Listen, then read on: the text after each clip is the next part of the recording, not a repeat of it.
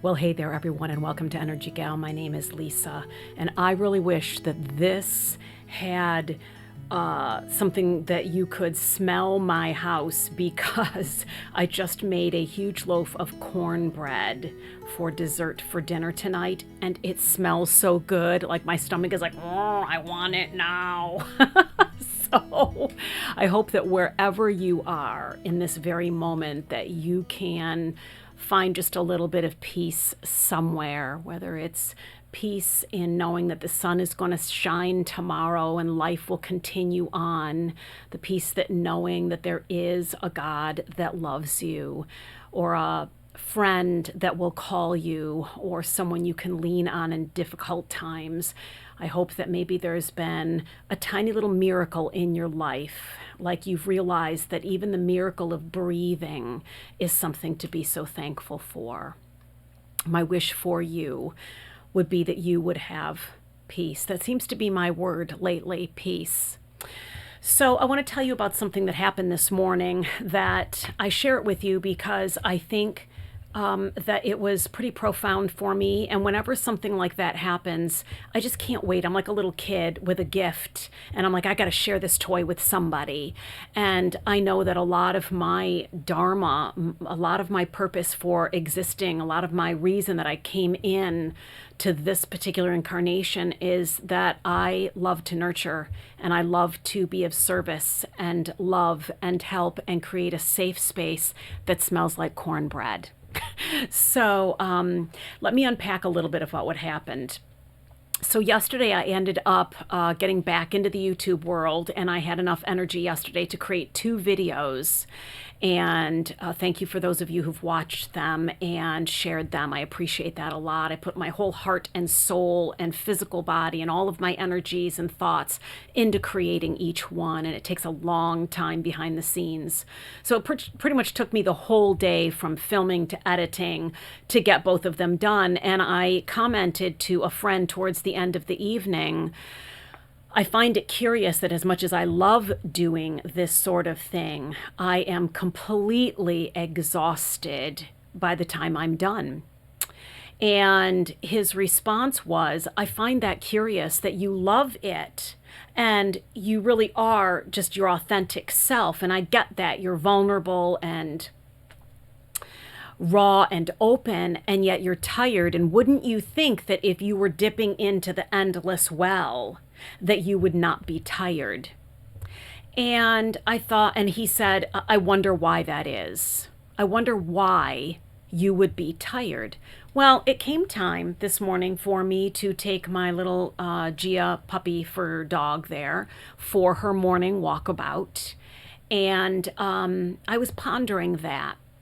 So we started on our walk, and the first thing I started to do is say, I wonder why. And almost immediately, something in me almost caught that thought and didn't let it go any farther than that.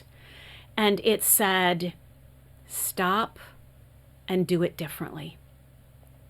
And I knew immediately that I was asking the wrong question. Less needing to know why, I just needed to understand that it existed, that it happened.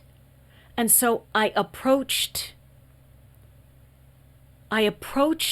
my curiosity differently. Rather than trying to ask why and try to figure out all the details of when it came in, maybe it was a childhood thing. Maybe this happened, maybe that. How do I change the narrative? All these other things that are beneficial, yes. But in this particular case, I knew what would benefit me most was to do what I did. And it was done in seconds. As I was walking Gia, I envisioned that this exhaustion was there for a reason, and it wasn't right and it wasn't wrong and it didn't need to be figured out. I imagined it as a guest in my house, and it had knocked on the door and let me know that it was there. And I became aware of it. And I actually envisioned me and this guest called I'm Exhausted after I created these videos. I envisioned that we were sitting on a two-person swing, looking out on the grape vineyard in my backyard and just swinging. And I imagined myself holding the hand of this guest called I'm Exhausted. And I imagined myself saying to this beautiful guest, you don't need to tell me why you're here. I don't need to know why. I want you to know that you are allowed to be here, and it's okay. It's okay for me to feel exhausted, and I don't need to know why. I just need you to know that it's okay for you to be here. You can stay for as long as you need to, and I love you. I love that aspect of me that is saying I'm exhausted. Even that is a particle, is a God spark. Even that I want to honor as holy and sacred and worthy of love, being seen and embrace. Being embraced. And in that space, I said, I want you to know that I know that you exist as an energy, some kind of thought form, an energy form in my body. And you can stay in my body for as long as it takes for me to integrate and process that. Almost immediately, I had this sharp pain. It was within seconds. I had this sharp pain that was in the very ball and socket of my left hip. It was to the depths. And it was an immediate ache, almost like a little zap of electricity in the very core of that ball and socket, to the point where I had to stop walking because I was limping, and then I couldn't even limp. And it took my breath away. And I get a little emotional just thinking about it now. I put my hand on that part of my body and I said, thank you for being here. Don't feel like you need to rush out. And thank you for presenting yourself to me. Thank you for showing up. And I allowed myself just to feel that pain, just to feel it. I didn't feel like there were any energies going on in my mind trying to figure out why. I just allowed my physical body to feel the pain of the deep ache down in my left hip socket area. And I stopped everything I was doing and put my hand upon it like a loving mother and just said, I'm here for you, and I won't leave you until you're ready for me to go. Less about trying to get it out the door and me saying, I'll stay. I'll stay until you're ready to go. I just felt so loving towards an aspect of myself that was in pain. And in about 10 seconds, maybe it was 15 seconds, as fast as the pain came in, it immediately left. It wasn't like an ebb, it was gone. It was there with a shot of electricity, and it was gone. It dissolved.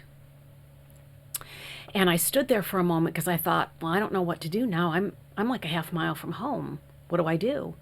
So Gia, of course, is pulling on the leash, and I start walking, and I didn't feel any pain at all. And as I began to scan my body, I thought, I feel a little bit different. I feel, the only word I could say is lighter, more full of light. I felt more grounded, more in my body, more in possession of all of my body. And that was the end of it. I didn't think about it anymore. I didn't even journal about it. Whatever it is that happened, it happened. I was grateful for it. I allowed it, and I was so thankful that that had happened. And so I wanted to read to you, I guess what I want to say to you is, yes, doing all the research is important, and doing all the journaling and trying to figure out through talk therapy what it could be and then re-narrate the story. But sometimes what we need to do to begin with is just feel the feelings. Allow these feelings to come as a guest into our house called the body. They're already there anyway. And to just say, I see you. I welcome you and I love you as a good and loving mother, a good and loving father would do.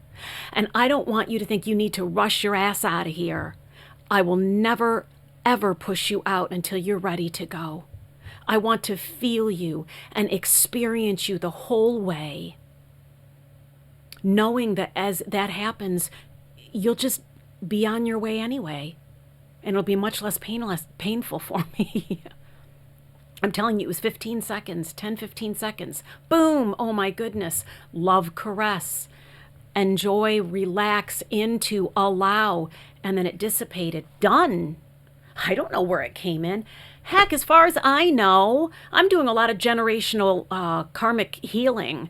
It could be great-great-grandmother, for the love of God. I don't know. That's why I think talk therapy only works as well as it works. We have feelings. I could even get going on talk therapy. We have these feelings, and because we need to know why, we start making up stories. And some of the stories are true, and some of them are embellished, and some of them are just friggin' lies. Or we have no idea. We don't mean to lie, but we're remembering a memory from great-great-grandmother. So just feel the feelings. Stay in the feelings. Welcome them. I wanted to read just a little bit. I love to read, so I love to share my books. From Pema Chodron. I've read this one a couple of times. She's amazing and she's hilarious. And this one's called The Places That Scare You, A Guide to Fearlessness in Difficult Times. And I am reading that she was having a situation where she had received a letter from somebody who said, I just need to let you know that I think that you were rude and unkind and judgmental in this particular situation, and I'm not impressed. And I just thought you should know. This person wrote in a letter about this. And she goes on to explain in this particular chapter that she was so upset by this. And she says, reading this letter brought up a surprising amount of pain. Everything in me wanted to exit, and I adopted a common strategy: blame. It was someone else's fault that this had happened.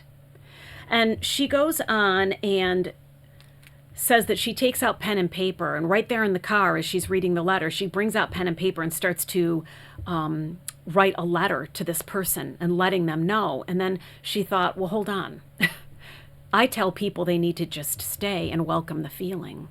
How can I recommend that to other people and not do it myself? And so she says, I tried to encourage myself along the line that I am bigger than my thoughts and my emotions. And I acknowledged my thoughts, listening to what I was saying about myself and others, but I still had no shift in what was happening, absolutely nothing inside of me. She said, I finally got into the pool because she was there to swim some laps. And I started swimming some laps. And after going back and forth about 6 times, I put my elbows on the side of the pool and I began to weep. At that point, I was overwhelmed by a sense of how we as a humanity all suffer.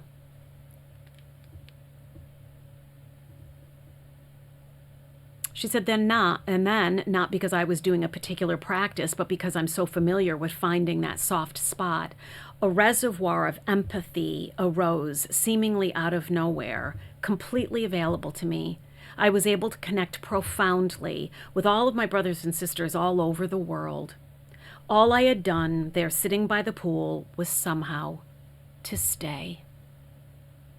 I was trying to recall the teaching and to practice it, but it didn't really matter what I did because there really isn't any kind of formula for this kind of work. It was my willingness to stay with the discomfort, and that is what allowed something to shift. And that is when the reservoir of compassion began to emerge. Like I said, I felt at the end of that 15 seconds lighter. I felt more loving towards myself, nurtured. I'd held myself so patiently, and it was so healing, not only to my heart space, but also my physical body. And my mind got a chance to just do what it does and remember to hold on to the leash and, do what the mind does, and that's just 2 + 2 is 4, and not try to figure things out and help me make decisions. That's reserved for the heart and for the physical body.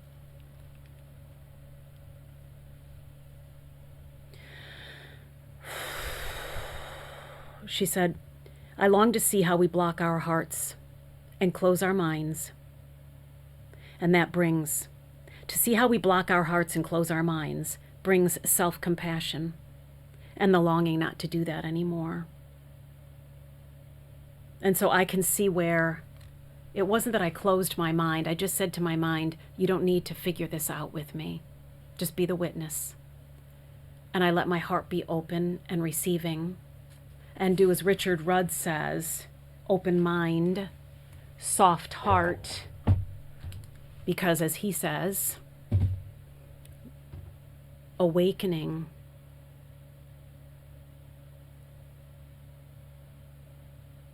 coming online and being plugged in and more alive and more awake and more aware than ever is a series of softenings. Isn't that beautiful? It's just one softening after another. Rather than trying so hard, it's about learning to just be open-hearted, open-minded, open-handed, open-armed, just open to that series of softenings that happens to us when we just get curious and don't necessarily ask why, but just allow, give space, and be compassionate for ourselves, kind to ourselves. Every part of us. No part of us wants to be rejected. That part in me that felt exhausted, didn't want to be said, why are you there? What's going on? Talk to me. It didn't want to be rejected, shamed, blamed, guilted. It wanted to be hugged, loved, nurtured, allowed, made okay.